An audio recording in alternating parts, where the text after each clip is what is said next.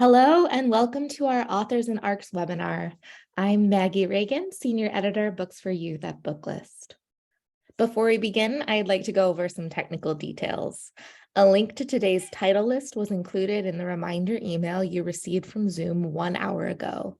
To download it, please open that email, scroll to the bottom, and click on the link located there. You can also download the title list by copying the URL on this screen into your web browser. If you have any trouble, please contact us at webinars@booklistonline.com. The audience is in listen-only mode, but we welcome any questions you may have. On the bottom of your screen is a toolbar with a section for Q&A. If you have a question or need technical assistance, simply click Q&A and type your message into the box that appears. We will do our best to respond to all tech-related questions, and we will pass along all other questions to today's panelists so they can follow up with you after the webinar. Booklist offers closed captioning on all webinars. To enable or disable captions on your screen, please look for and click the captions icon on the toolbar mentioned earlier. From there, you can select show or hide captions from the menu that appears. If you choose to enable subtitles, you can adjust the size of the captions at any time by selecting subtitle settings. And finally, Booklist expects all participants to maintain an atmosphere of respect and fairness. Anyone who violates the standard of behavior, including engaging in any form of harassment, may, at the discretion of the organizers, be immediately removed. Today, we have the pleasure of hearing from Stephen Bramucci, author of Race for the Ruby Turtle from Bloomsbury Children's Books. P. Jelly Clark, author of A Benny Song from Starscape. Kristen Simmons, author of Find Him Where You Left Him Dead from Tor Teen. And Emery Lord, author of All That's Left to Say from Bloomsbury YA. Each author will give a presentation about their book, followed by a brief Q&A. We're going to kick things off with Stephen Bramucci. Stephen is an award-winning travel writer and adventurer. He's rode down the Mekong Delta, crossed the Australian outback in a car powered by French fry oil, and explored ancient pirate islands in Madagascar. A lifelong animal lover, Steve's encounters with endangered species often come up in his classroom presentations. Thank you so much for being here, Stephen. Thank you so much for having me. I'm gonna share my screen, and I am so grateful to everyone. This has been a blast already. Just the pre stuff has been great, so I'm sure this is going to be excellent. We are on. Cool. So that's me. And that tells a lot about me as a kid, and just sort of the mentality and mantra and focus that I had in life. What that doesn't tell is that that I was also struggling as a kid with school and kind of trying to interpolate the variety of stimuli that came in because I suffer from ADHD. And one place where I really found a lot of peace and I was able to slow down, and the signals of the world didn't seem to be happening quite so rapid, or to maybe even phrase it better, is that I was able to filter them out a little more effectively, which is something that people with ADHD struggle with, is filtering out stimuli. Was nature. I was able to do that in nature. I was able to do that in the outdoors. I was able to do that around animals, and I was really able to just kind of slow down and also kind of find the beauty in the way that my own brain worked, being in the outdoors. Part of that was just communing with nature and loving being outside. And another part of it was literally the stillness. And a third part of it was that it was a place where my imagination could go to work a little bit and was free to roam. And I could, rather than being frustrated with maybe the way my brain works, I was able to let it run as it saw fit. So that was really exciting. I think I tell kids that I saw a comic book at around this age where someone was on a rope swing and they were like swinging across like 4 different panels, and you would turn the pages and they're screaming the whole time. And I saw that rope swing and I was like, I treated it like a job description, I think, and I wished it could be the way that what I centered my life around. And it did kind of become that. I have been a travel writer for 25 years now. I dropped out of college to travel write, went back to college, started teaching, always between travel writing, teaching, and have worked with endangered species and have traveled that out back in that car powered by French fry oil, and have made some wonderful moments and some impulsive decisions, like letting this blue jeans poison dart frog climb on my hand. Had my hand had any small perforations, actually, I'm in Mexico right now and I have a cut from coral after surfing yesterday. Had my hand had any perforations, that frog could have poisoned me, and the speech would be non-existent. But which is all to say that I tried to carve out that life that I had dreamed of, and in the midst of all of it, I was teaching and I was telling stories, and eventually that's one of my favorite. I saw these wonders of the world. To me, this is one of the most magnificent places I've ever been, which is Claustral Canyon in Australia. It's deep into a Jurassic slot canyon, and there's massive ferns the size of literally your body, and it's just a truly magical place. And as I explored those areas, I found that the stories that I wanted to tell were stories for adults. We're not stories for adults. I wanted to tell stories for kids, and I was going back and I was doing a lot of oral storytelling. I did my master's at Vermont College of Fine Arts, and I did oral storytelling there, and I studied in Scotland oral storytelling, and I was just loving telling stories to kids, and the stories seemed to resonate with them. I was telling stories about big adventures. I had my first two novels come out with Bloomsbury, The Danger Gang and the Pirates of Borneo, The Danger Gang and the Isle of Feral Beasts. And I found another love through that. After years of teaching and years of travel writing, there was this other kind of merge of all of these things, which was touring to support the books. And I had so fun, going to see librarians, going to see schools. And along the way, I found that the stories and the adventure and the Komodo dragons and the poison dart frogs were all really resonating with kids. And I was thrilled about that, and I was touched by that.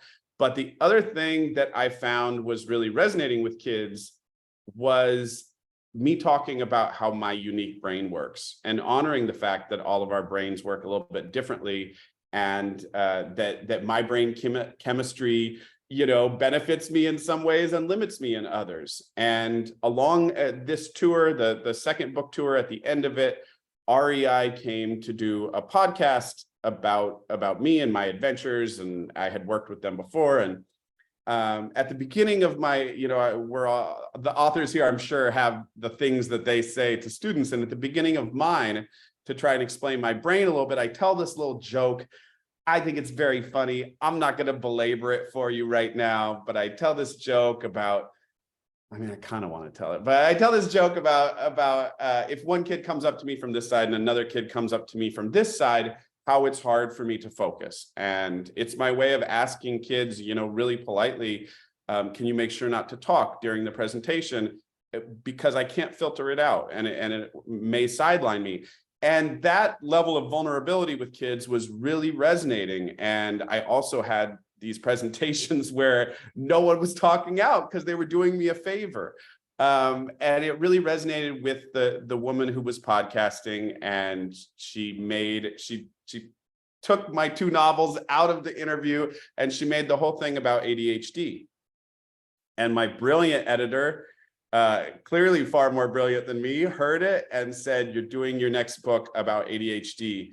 And the process of writing this book, for me, has been one of the most profound experiences of my life. It's, to be perfectly frank and totally real, it is probably the first creative thing I've ever done where I am not reliant on how other people feel about it for it to have been good or bad in my mind, because it has helped me so much tell my own story and process my own feelings about this thing and tell a story that I would have loved to have at that age. And so I'm just grateful that the book exists. I'm grateful that I got to sit in the chair with all my tricks that I use to manage writing with ADHD, with huge headphones, but no music, and in the silent lounge of a library tucked away, that I got to spend those hours writing. It has been a joy.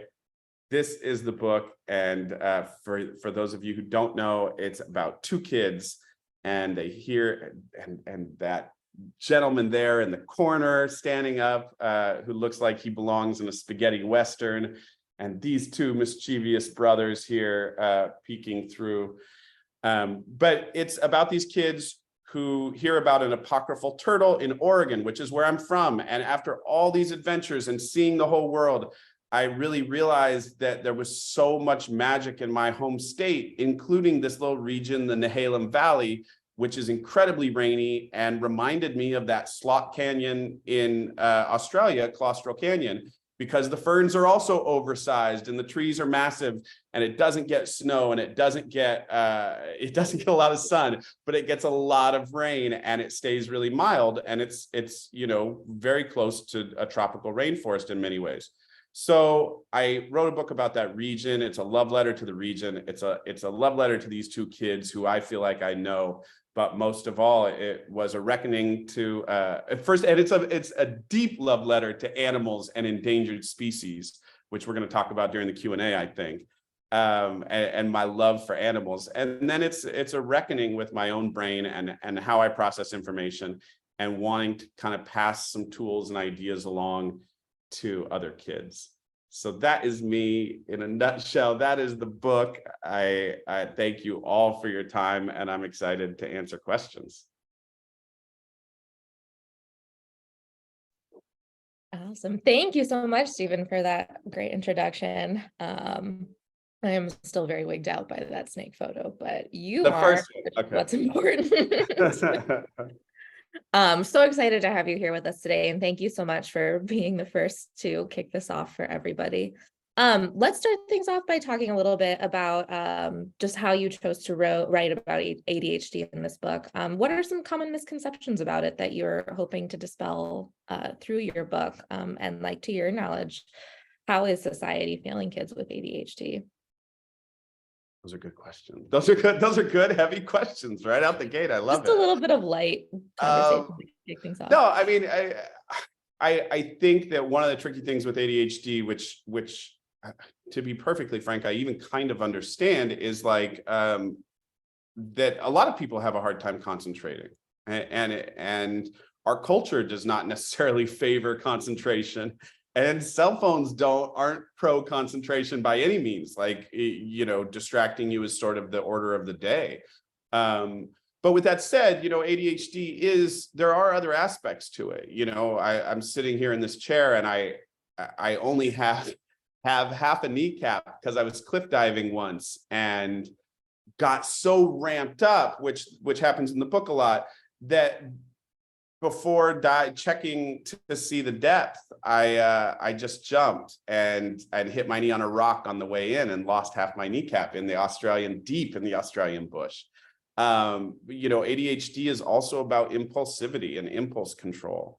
It's also about that difficult feeling of noise coming in that I described a little bit, and not being able to tune out. And so I think, like, I guess I don't want to say like how society's failing us, but I do think, like, when every single actor goes and says like, oh, I had undiagnosed ADHD, there's a part of me that says, okay, maybe get it diagnosed.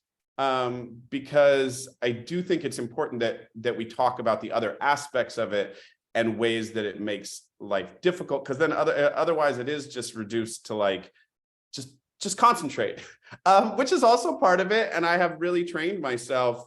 I have a day job. I've written 3 novels, and I have kids. And so I've trained myself to manage my time and concentrate incredibly well, with all sorts of little tricks. But there's other aspects to it too that the book I wanted to dive into. How does Jake's love of the natural world help him in his struggle for acceptance, but also, I guess, sometimes get in his way?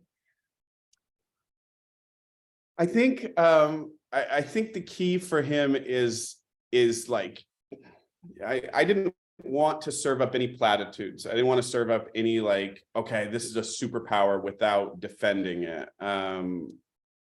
You know, I wanted to take the time to say like, okay, let's talk about the balance of the good and the bad. And there's a really pivotal scene in there that that made me cry to write, and I've cried reading a few times, and feels like it was put in there to heal me from a lot of childhood memories. But where he, you know, someone helps him reckon with the fact that there are advantages and disadvantages to everything, and certainly the way that his unique brain works has upsides and downsides, as does mine.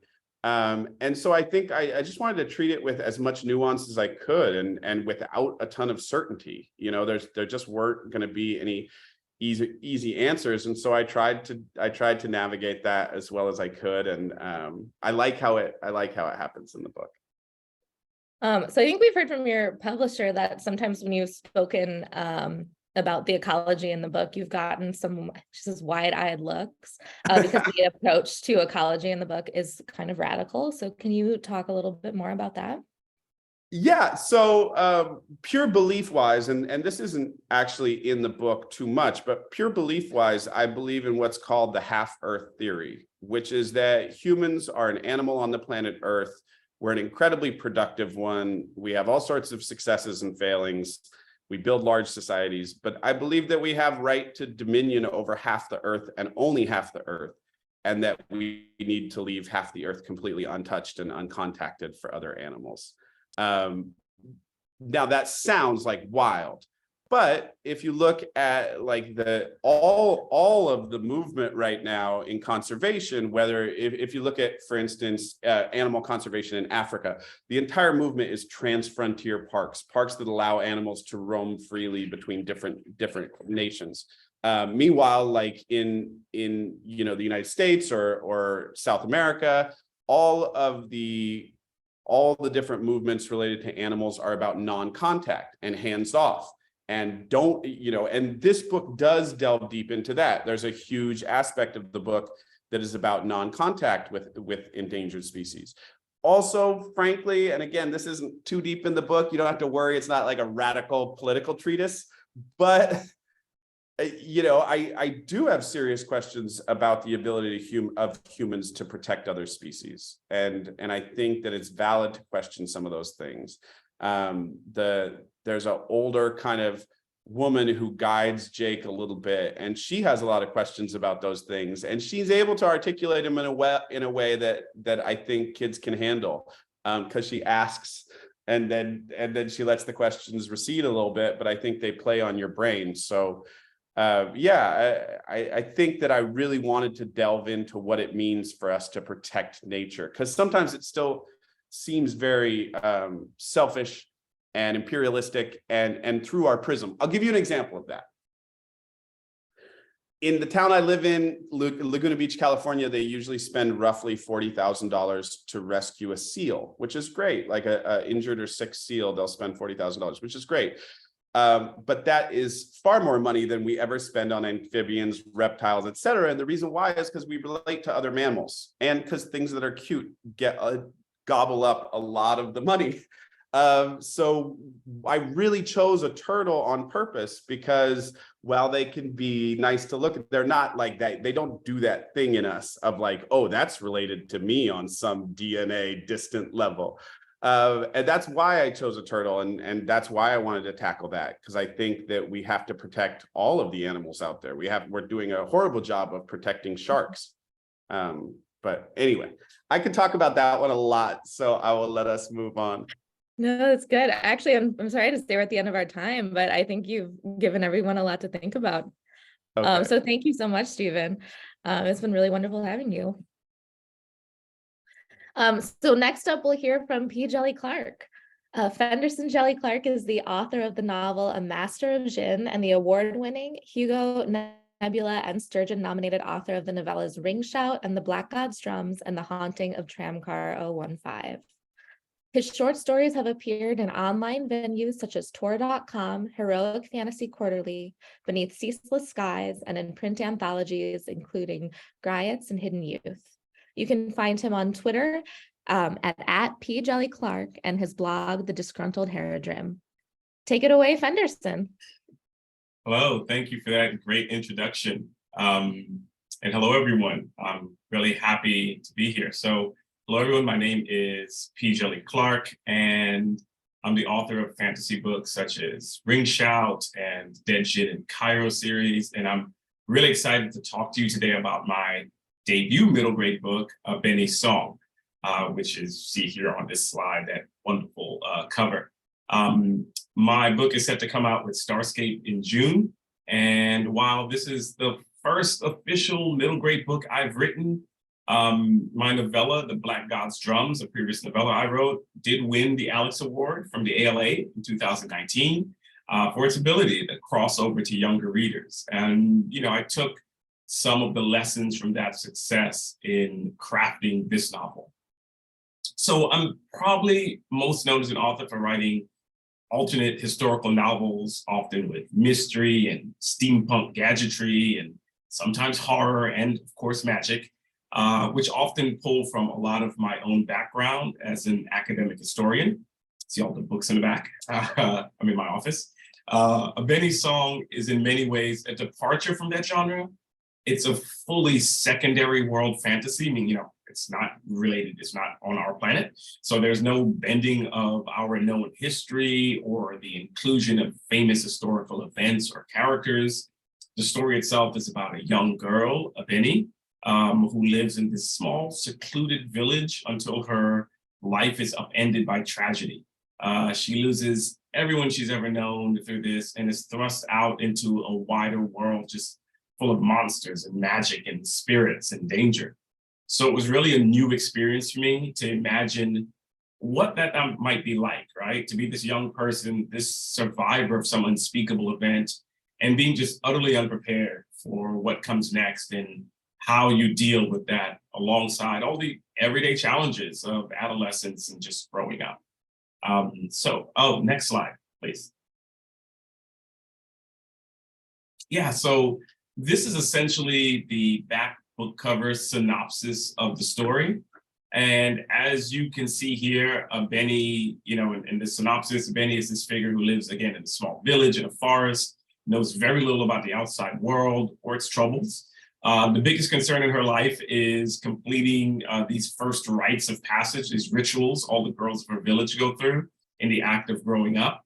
But all of that's disrupted when war destroys her village and takes away her family and friends. Benny finds herself forced to venture out into this unfamiliar world, and it's a place of shape-shifting spirits and magic. There are monsters that steal away children in the story, and there's this terrifying villain that's always mentioned, the witch priest. And in many ways, in dealing with this, Benny is kind of a different kind of heroine. She's not exactly a chosen one. She doesn't have any great physical strength or magic powers, but she is courageous. She's very courageous and she's clever. And that's what she has to bring to bear to face the many challenges and adventures that are ahead. And, you know, I based that thinking about myself as a kid and reading various fantasy novels and always imagining myself in there. And sometimes sure, I imagined myself as the chosen one or the person with powers, but then I imagined, what if I was just me and I had to deal with all of this? And so I tried to bring that to bear and think about Benny. Next slide, please. So Benny's life becomes intertwined in the book with these three main figures throughout the course of the narrative. And it's the relationship with these three characters that shape much of Benny's life and growth. So I wanted to mention them here. First, there's Asha. This is the old woman many call a witch, and she's the one who rescues Benny when her village is destroyed. But this is a contentious relationship. Benny, for one, has survivor's guilt. She doesn't know this old woman. The old woman's house is magical and weird. It's bigger on the inside. It has endless rooms that lead to strange places. There's a garden that has plants that whisper and gossip, nothing better than whispering and gossiping plants. And for Benny, a lot of it's too much, too strange. Asha wants her to become an apprentice But all that Benny really wants to do is find the stolen people of her village and her friends. And this puts the two of them often at odds, which is especially hard for Benny, who is trying to deal with the fact that all the adults in her life, right, all the grown-ups, kind of felt like they betrayed her by not being able to keep her safe, by leaving her behind, by keeping truths from her and lying to her, which is a big problem that she has throughout this. And so this makes their relationship tense, to say the least. Then there are two other characters that I want to mention. There's Naomi and Zania, who are both left homeless like Abeni by this war and the larger troubles of the world. Naomi is a porcupine spirit, so kind of looks like a girl of Benny's age, but with porcupine quills and maybe a bit of fur. She likes to dance, doesn't ever stop talking, and is a bit goofy. And part of that is thinking about myself and friends I have. Zania, meanwhile, is a panther spirit. Looks kind of like a girl of Benny's age again, but with claws and sharp teeth. She can even turn herself into a small black panther. Zania's character she's arrogant and brash, and there's a lot of tension between her and Benny. There's a lot of tension between her and everybody. But the biggest issue here really is that both Naomi and Zania behave like girls of Benny's age. You know, they act like other kids, but they're really these immortal spirits who are decades old, who are going to live for centuries, maybe thousands of years. And the three of them are this unlikely pair who are going to develop a friendship over time, but they're very different personalities who bump heads a lot. And it will take some serious effort, some internal fighting, tears, some mean things said to each other, and forgiveness to basically learn how to work together. And this really shapes Abeni throughout the narrative as she has these various adventures. Next slide, please. So just a bit on inspiration. Abeni's song is in many ways a story I've been wanting to write my entire life, even though I've written all these other adult books. In many ways, it's my rediscovery of the fantasy adventures of my childhood that made me interested in writing anyway. So I just have a few of these inspirations here, like Ursula Le Guin's Earthsea, Madeleine L'Engle's Wrinkle in Time series. You know, these are huge influences when I was younger. And even works that I saw as an adult that spoke to the younger inner me. And I think, of course, I have here, as you see at the end, Hayao Miyazaki's Spirited Away, a film that really had a great influence on this book, right? And I drew on all these cherished memories and influences as I wrote the story. So just a bit on inspiration. Next slide, please. Now, if there was one thing that many of the early fantasies that I read growing up, like Narnia, reading The Hobbit and all these things, lacked when I was younger, it was often the rare chance to read about someone who looked like myself, represented in the characters and cultures. Even in Earthsea, Ursula Le Guin's Earthsea, while I could read that the characters were brown-skinned and darker skinned, the book covers, however, didn't reflect that, so I was a little confused. And so when I set out to write Abeni's song, I filled it with the diversity I longed for in my childhood, bringing familiar themes to this new setting with a new perspective and vision. So this book draws heavily on, it's a fantasy book, and, you know, so think of Lord of the Rings-ish, but drawing on African as well as African diaspora myths and folklore, right? And the aesthetic really fills this book. And I draw especially on the idea of masquerade. And this is, many of us familiar with West and Central African culture, the notion of the masquerade are the importance of masks in many cultures, where masks themselves symbolize like spiritual beings. And so I have here, for instance, you see on one side a vision of a masquerade, and then on the opposite end, the masquerade dancing. And it was this idea often that these spirit beings and magic lived and existed all around us.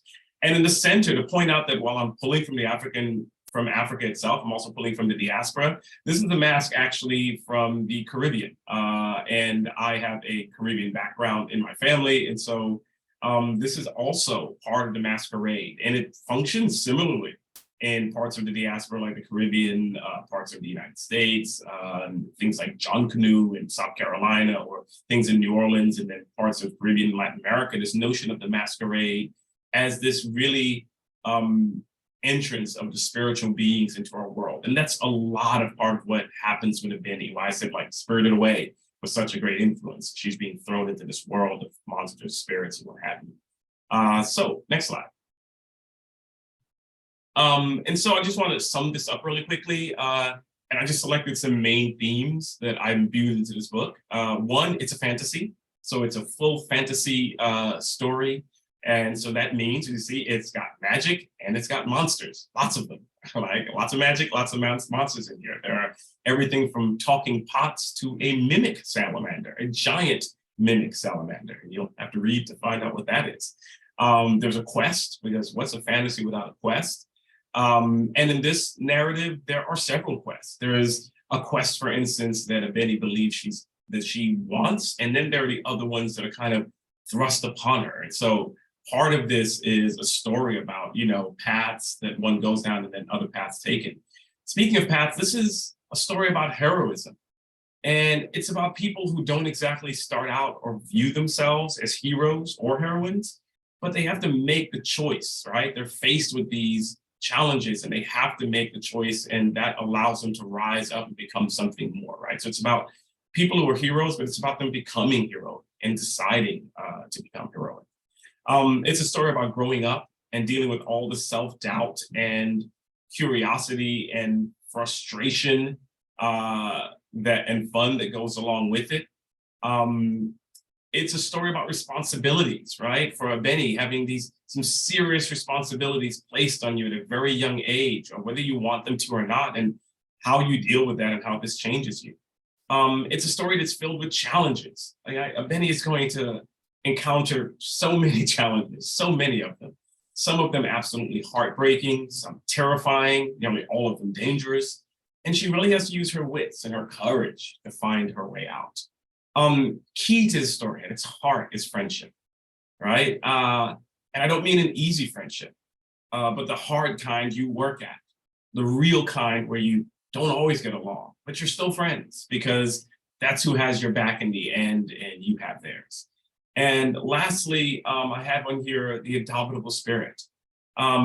This book can admittedly get dark in some places, right? And though it's a middle grade book and it's fantasy, it deals with some real world issues and themes. Because when I was a young reader, my favorite books, like people like, Earthsea or A Wrinkle in Time, they were the books that knew I could handle that kind of stuff, right?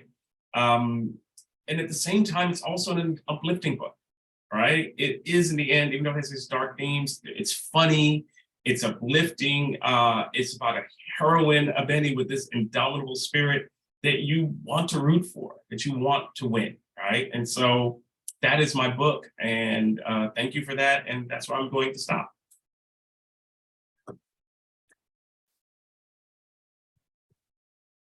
Thank you so much, Ben. It was amazing hearing about your inspirations behind this book. Thank you. Sounds really great. Just time for a couple quick questions for you, but really interested in hearing how has being an educator and a historian helped influence the research you did for this book? Oh yeah, research. Well, I didn't have to pull from all of these books, thankfully, but just knowing how to research was helpful. Just the knowing how to go and find what I'm looking for. Also, I think a lot of, like, when I talk about the African aesthetic in this world, came from things that I've picked up along the way. I have a folder, in fact, online of just different things I read about or hear in African culture, even world culture, or in the African diaspora, that I find like, oh, that's a little interesting bit of cultural knowledge. That's a little bit of folklore, or I like that. And so I've kept like a giant folder of those, and I pull on them when I want to talk about various things in the story. So, it was just knowing certain things and knowing where to get them, and having this cachet built up really helped. And we're actually about out of time, but what is the most... sorry. No, you're fine. I think everybody was very interested in your presentation, so I'm glad that you were able to talk about all of that. But just what quickly is the most challenging aspect of transitioning from writing for adults into writing for a middle grade audience for you? I think capturing what I said really spoke to me in my earlier works, and that was, how do I speak to younger readers and not talk down to them, but treat them like people who are interested in these deeper thoughts and everything else while it's fantasy. And so really it was trying to find that balance where I know I'm talking to a younger audience, but I want to make them feel like I'm talking to them and not at them in many ways, right? And saying like, you can handle this stuff, even if it gets a little dark. Awesome. Thank you so much. And it looks like Thank a couple you. questions are coming into the Q&A. So Okay. if we have audience questions, we will send those out to our authors. So you'll be able Great. to answer them after the webinar to everyone. Okay. Thanks, everyone. Thank you so much, Benderson. It was great hearing about your book. We're moving on now to Kristen Simmons. Critically acclaimed young adult author of more than a dozen books, including the Article 5 trilogy, the Deceiver series, and the Glass Arrow, Kristen's writing is inspired by her work with trauma survivors as a mental health therapist. She currently lives with her husband and son in Cincinnati, Ohio, where she spins stories, herds a small pack of semi-wild dogs, and teaches jazzercise. To learn more, join her circle on Instagram or at her website and newsletter. Thanks so much for joining us, Kristen. Thank you so much for having me. Can you hear me? I think so. Okay, can we go to the next slide, Yes, please? sound great. Okay, great. Yes, so I'm so happy to be here today and to share a little bit about my new book, which is called Find Him Where You Left Him Dead. It is my first horror, although I am no stranger to writing scary things. I am the author of the Article 5 series, the Vale Hall series, and some standalones like Pacifica and Metaltown, and just some other general things about me. I am a mom of a kid who loves scary stories, so this was really fun to have floating around our house for a while. We do a lot of dog fostering, so I'm also the mom of a lot of dogs, including a Great Dane named Percy Jackson. He and I had a very firm talk before this presentation, and he promised not to bark, but we'll see if he can hold up.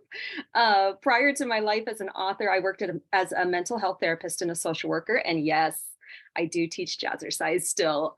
Next slide, please.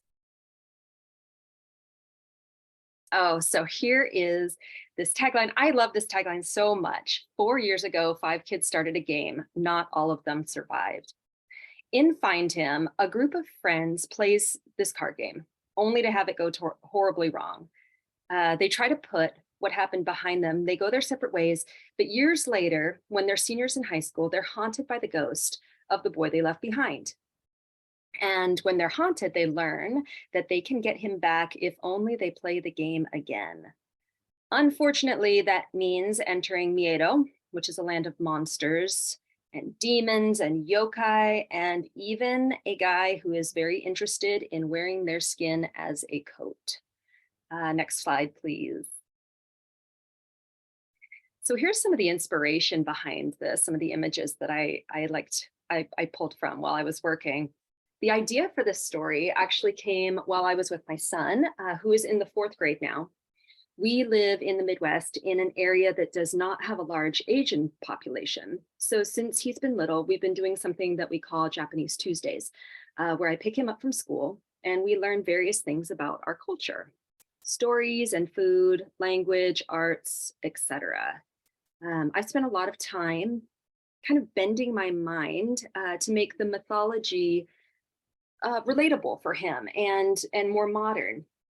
And the more we talked about it, the more I started thinking, oh man, a modern take on some of these fables would be so fun to work on. It could be really cool and it could be really, really scary. Because if you're familiar with Japanese folklore, you know that that it does scary really well. So yeah, I decided to write something and pull in all of those scary things. So Find Him combines some of my favorite elements of Japanese mythology. Izanami and Izanagi, who are the creators in Japanese folklore. This novel, however, focuses primarily on Izanami, who is the goddess of death, Shinigami, who is traditionally a kind of Grim Reaper or Death Reaper. In my story, she's more of a guide in the kingdom of the dead. The game itself is called Miedo, and Miedo is a kind of purgatory in Japanese Buddhism, but it's pretty awful. lots of birds pecking out your eyes and bad acts being weighed and that kind of thing. There are oni, which you can see in the center of the screen. These are horned demons that come from Yomi no Kuni, which is the Shinto equivalent of hell. I have tengu, which are monster birds. Karuta, which is the card game itself, which is an ancient game, but is still played in Japan. And then, of course, yokai, who I think people are a little more familiar with. This includes my favorite ghost, whose name is Kuchisaki. This is a ghost who walks around with a smile cut from ear to ear, kind of like the Joker. And he asks people if you think he's pretty. And if you say yes, he cuts you a smile just like it. And if you say no, he kills you. So sorry, it's kind of a lose-lose situation. Next slide, please. So now that I've scared everyone away, there is a lot of creepy fun to be had in this story. A lot of really scary concepts that I got to play with. But as a writer, I have always really loved writing dark settings and plots because that means that you get to create balance by introducing the light. I do this in Find Him and really all of my books with this diverse cast of characters who add levity by bringing hope and humor to an otherwise pretty bleak situation. Plus, they follow this friends to enemies to friends path, which has become my favorite trope, I think. So first, from the left, these are some images I found online that inspired me. Dax is a musician. He's a practical joker. He has a very mysterious past, which unfurls throughout the story. He's definitely the wild card of this group of friends who is going to enter Miedo and play this deadly game. Next is Madeline. She's a competitive swimmer, a straight A student who struggles a lot with perfectionism, which is a direct result of the trauma of losing Ian, who is the friend that they left behind the first time they played the game 4 years ago. She really has a, if I do everything right, nothing will go wrong kind of attitude, but she's also a great adventurer, a loyal friend, and the bravest of the group. She was one of my favorites to write. Next is Owen. Owen is an actor. He spends a lot of time pretending to be confident and projecting an image like he does with characters on stage. This kind of leads everyone to believe that he's doing better than he really is, when actually he's very affected by the loss of Ian, who was his best friend and his first love. He is the most fearful of the group, the most reluctant, but he's also the most willing to do whatever it takes to get Ian back. And then finally, Emerson. She's my gamer. This gives her a strategic advantage in Miedo and puts her in a leadership position as the group navigates their dangerous tasks that they get assigned. She's the smartest of the crew, but again, because of the trauma of losing Ian, she has become antisocial and rebellious. She dropped out of school and spends most of her time in front of a screen, but as the story progresses, she learns to rely on friends and start making real world decisions again. And finally, the person that's not pictured is Ian himself. Ian is the person that they're looking for, the person they're willing to go back into this very dangerous game to find. And Ian is the glue. I think every friend group has that one person at its core who holds everyone together. And Ian was it. So when he went away, Madeline, Emerson, Owen, and Dax, they all spun out in different directions. And now that he's back, he is very different. Next slide, please. Here are some really lovely things that people have said about Find Him Where You Left Him Dead. And I just want to really thank everyone for being here, for listening to me talk about my new book. A special thank you to my editor, Ali Fisher, who has helped me shape this book into something I really love. And I really hope you love it too. Next slide, please. Yeah, and finally, I have this little QR code. So if you can scan that on your laptop while you're watching this, it should take you to my website to find out more about the book. yeah, I'm just so excited to be sharing this with you guys today and to be here for this presentation. Working on this has really reminded me how important it is to have representation in books and diversity in stories that people, really regardless of age, consume. So I'm really grateful that you give this book a chance, because not only will it hopefully open your eyes to something new, um, but every time you read a diverse book and support a diverse book, it tells publishers that there are people out there that are interested in AAPI books and diverse stories. Um, and more diverse stories means more empathy spreading across readers, means more understanding in the world in general, at least I hope. And that's what we all need right now, I think. Anyway, it's out September 26th, and I can't wait to hear what you think. So thank you. Here I am. Thank you for those nightmares. I know, it gets dark pretty quick. But no, I'm very excited for this one. Oh, And so I know that you're probably limited in what you can talk about in terms of your trauma work, but I am just intrigued kind of by the fact that like Ghosts and Monsters have a lot of rules and gameplay has a lot of rules, and I am interested in hearing more about how I guess you use these two different things to explore, like these two very like rule driven things to explore like the trauma of your characters. yeah. Can Yeah, you well, talk I more mean, about I think trauma can really be defined externally when you when you assign it to a thing, right?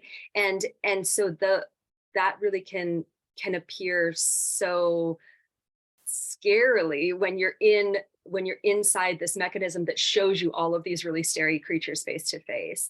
And that is the situation exactly that these characters find themselves in, is everything that they've been pushing down, everything that they haven't wanted to talk about, haven't wanted to admit to themselves. It's now clear and right in front of them, and they're forced to deal with it in order to survive, and also forced to rely on each other in a way that they haven't for the last 4 years since this big awful thing has happened to them.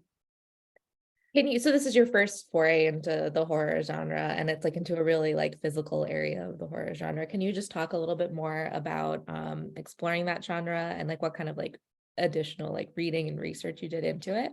Yeah, I really love it. So yeah, I don't know. I feel like I love it maybe more than I should. But I think the fun thing about writing horror is that you get to sometimes with other kinds of books you don't get to really show the nitty-gritty, scary, ugly, terrible things that are happening. And in horror you get to go there. Like you can go as deep and ugly as you want.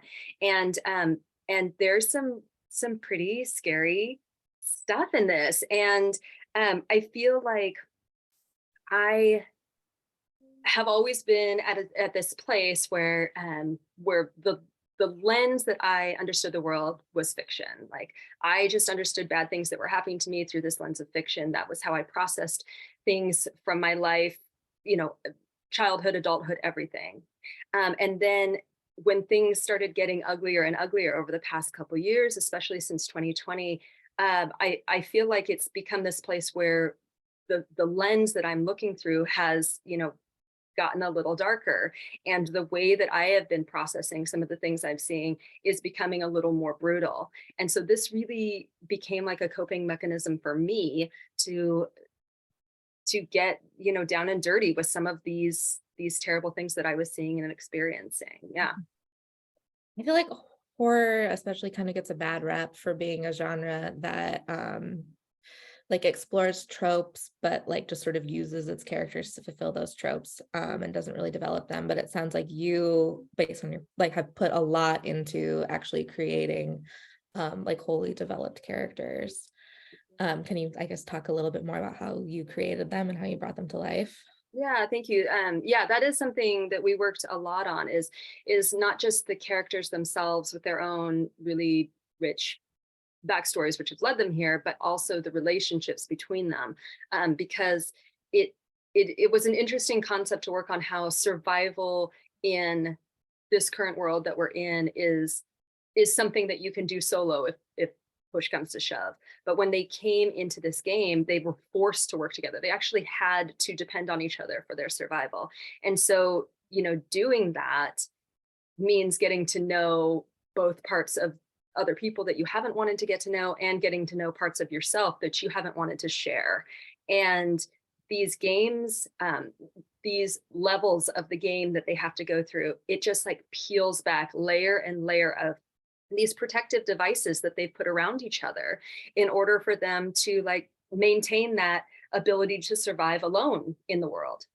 Now all of a sudden they have to depend on other people, and it's just, like I said, it's just peeling back layer and layer of who they are, so they can really get to the raw inside of who they have to be to help each other.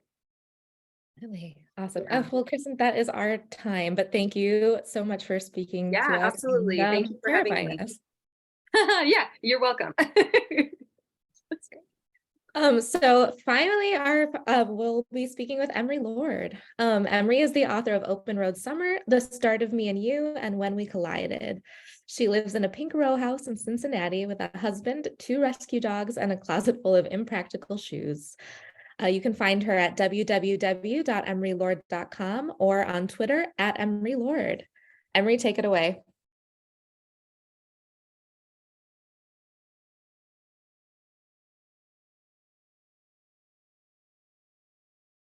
And Emery, if you are speaking right now, you're on mute. All right, I'm here. Okay. This is all that's left to say, and I am just going to go ahead and well, I was going to read it. Let me move this real quick. Okay. On the night of senior prom, Hannah McLaren sits in the head of school's office, soaked to the bone in a black gown. She's awaiting her sentence after pulling the fire alarm moments before Gabby Reyes was crowned queen. Until this year, Hannah attended public school, had long brown hair, and spent every spare moment with her cousin Sophie. But everything changed after Sophie died of an accidental overdose, leaving behind the 2 people who loved her best, Hannah and Gabby. How on earth did she get here? Hannah has her reasons, but how many will she tell? And I thought I would start by talking about how on earth Hannah got here as a character in my book. So on the next slide, I started with the concept of a friendship breakup. That was the first thing that was appealing to me in the early days of developing the book. I thought that was an experience that happens by the time you're in your late 20s. I think almost everyone I know has experience with it, and I wanted to engage with it.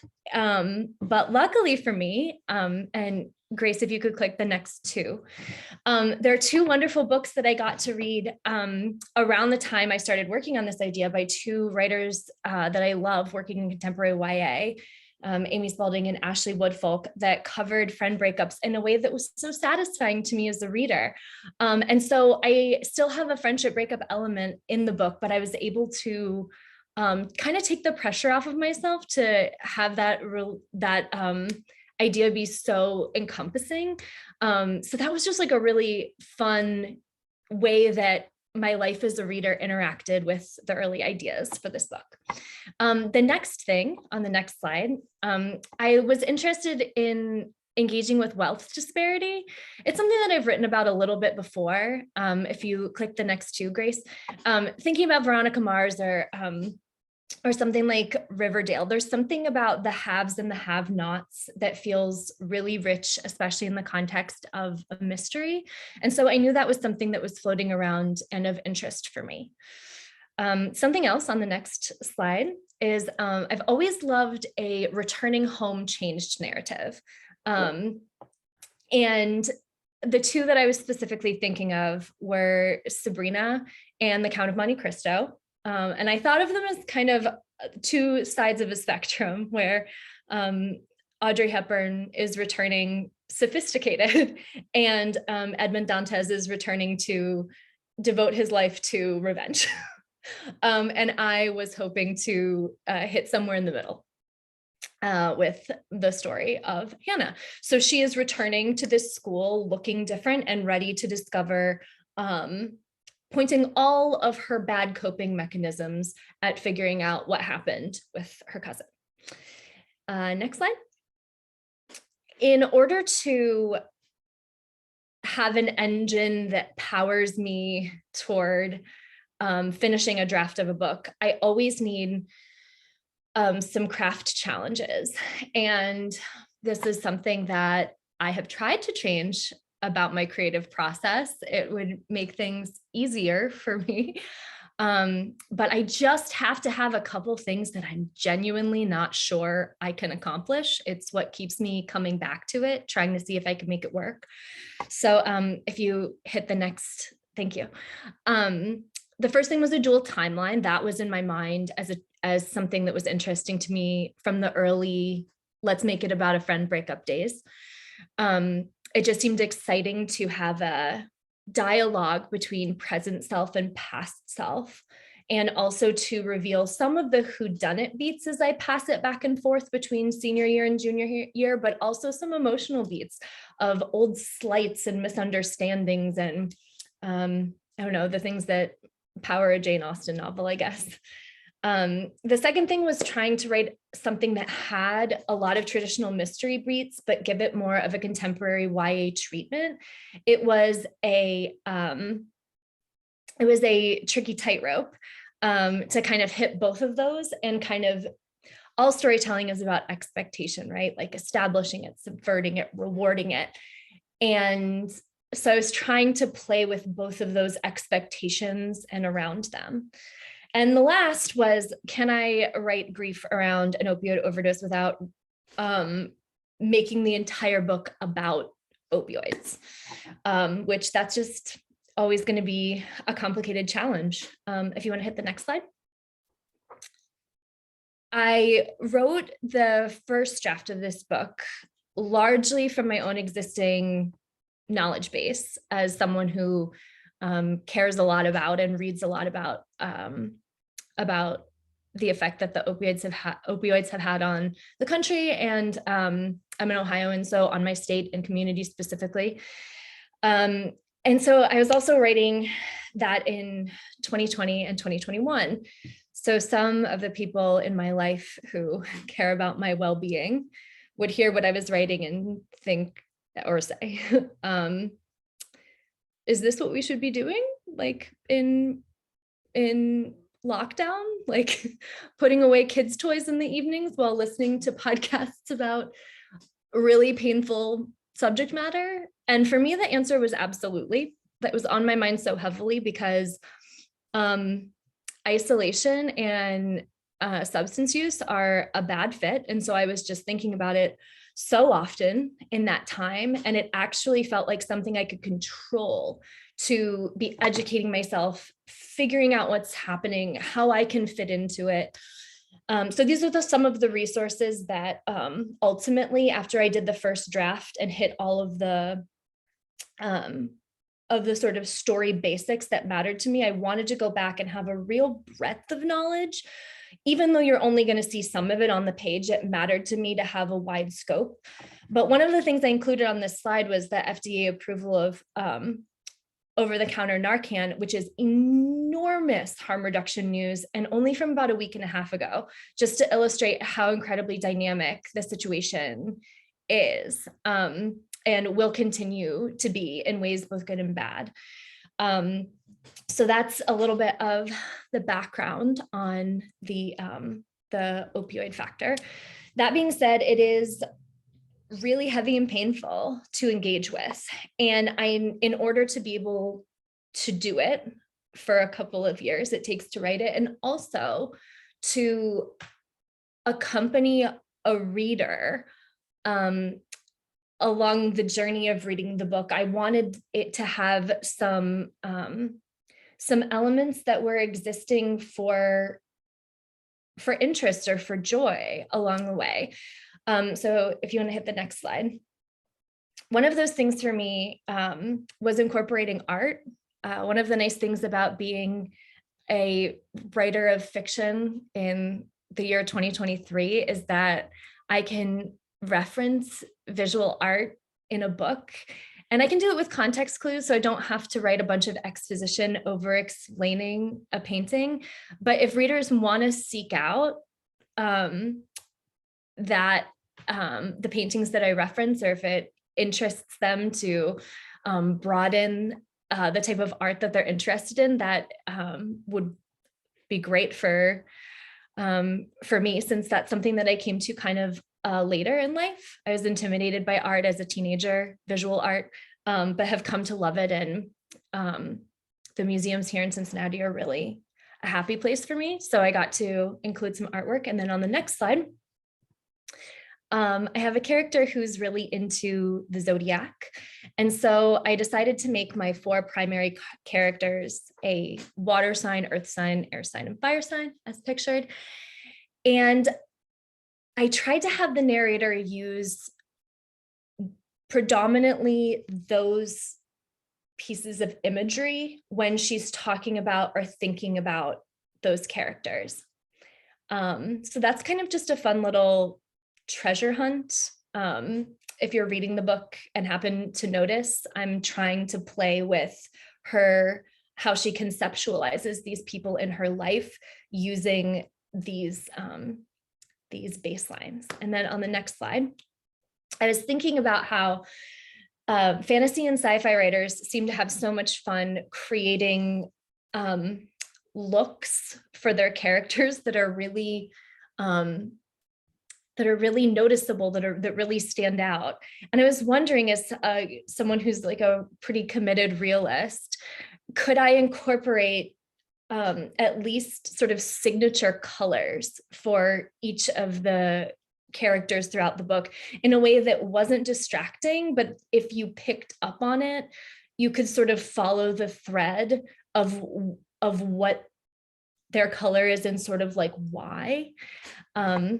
So those are some of the ways that I tried to add some aesthetic pleasure to a book that also has a lot of heavy stuff going on. And hopefully the mix of all of those inspirations and the things I'm personally interested in or excited in wind up with a reading experience that is in some ways dense and in some ways has some levity to it. So thank you for listening. Thank you so much, Emery. So I think you really just beautifully laid out like your approach to this book and your thoughts behind it. But this is also now your 6th novel. And has anything changed about your process throughout these years of writing books, or the way you view writing YA, or the way you view your readers since you first started writing? In some ways, my process is really similar. What I described about like early things I'm excited about and having to have craft challenges, that changes with each book.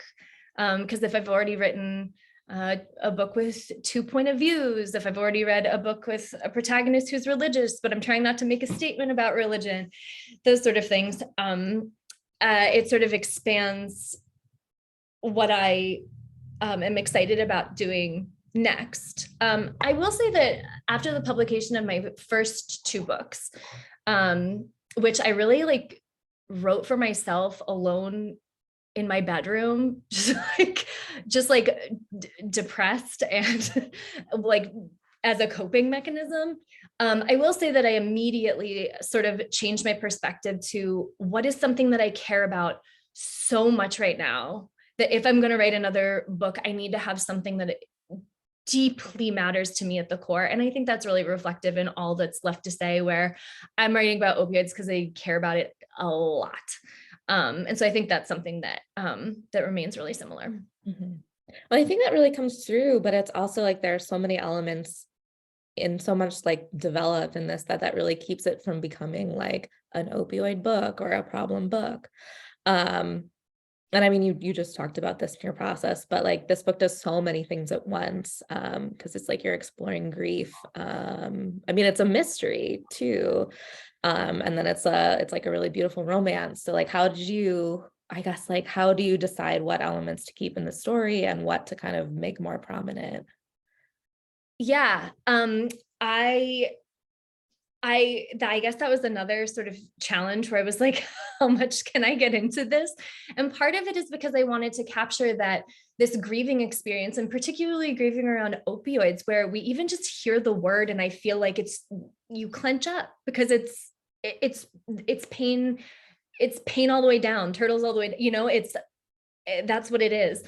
But I wanted to be able to show that like there is this pain and there are people who are chipping away at this enormous problem. And there are people who are going through grieving experiences who are also falling in love, making mistakes. I guess I want to just pack in as much as I could about the many fully human experiences that almost everyone I know is having that like intersect in some way with, I hardly know a person whose life hasn't been touched by opioids in some way. And so I just wanted to show the fullness of the life and grief around everybody involved. And I'm so sick of the word because it doesn't even feel like enough, but epidemic. So your books often feature a character who's been able to shun the spotlight. So in your first, oh God, that was your first, right? And first novel was Reagan in Open Road Summer, who has like a Taylor Swiftian best friend, or Jonah in When We Collided, who hides behind his responsibilities. In this case, it's Hannah, who is definitely a little bit in Sophie's shadow. And in the book, they're sort of forced to have their own main character moments. And even though you like know Sophie's dead in most of the book, she's still a really prominent character and definitely, I guess, more of a scene stealer than Hannah is a lot of the time. And what do you think draws you to create this kind of dichotomy in these sort of opposing characters? My writer answer is that that's when things become interesting in a narrative. It's the, the quote, go out on the limb, that's where the fruit is. But my personal answer is that I am the introverted friend to a lot of really wonderful and vibrant extroverts, so I relate to it. Well, it looks like that is time for us here as well. So thank you so much for joining us today. And thank you to all of our wonderful panelists today. Tomorrow, all attendees will receive an email containing links to today's video recording, title list, and a certificate of completion. For more about Booklist webinars, be sure to visit www.booklistonline.com/webinars, where you can view archives of past webinars and register for upcoming ones, like those you see here. Are you heading to TLA? Then stop by booth number 2434 for free magazines, buttons, and to learn about our new magazine, Booklist Reader. Plus, we'll be sharing our booth with our friends at Library Reads. Swing by to learn how you can participate in their staff picks program and sign up for some free swag. We'll see you there. Calling all educators, school librarians, and media specialists, especially those working with students in the K-8 sphere. We need your feedback. Please fill out our educator survey to help us gauge how we can tailor Booklist educational products to better serve your needs as a community. Recently, ALA's Office for Intellectual Freedom reported 1,269 demands to censor library books and resources in 2022, the highest number of attempted book bans since ALA began compiling data about censorship in libraries more than 20 years ago. Join the Unite Against Book Bans campaign to help protect the freedom to read and to empower readers everywhere. Visit uniteagainstbookbans.org for more information, resources to donate, and more. And remember that you can utilize Booklist to support your library's collection development choices with reviews backed by the ALA. We have a special webinar subscription offer, and don't forget that your subscription dollars help ALA advocate on behalf of libraries, assisting those facing an unprecedented number of book challenges. Email us at info@booklistonline.com for more information.